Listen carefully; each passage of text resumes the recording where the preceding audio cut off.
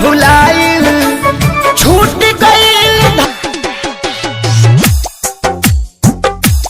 भाईल मंगल चांद के मिशन भुलाइल कुदरत के आगे देखा विज्ञान भी मौला हो गईल भगवान के हाथ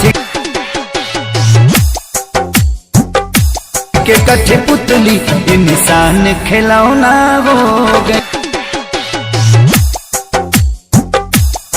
भगवान के हाथ के कठपुतली इंसान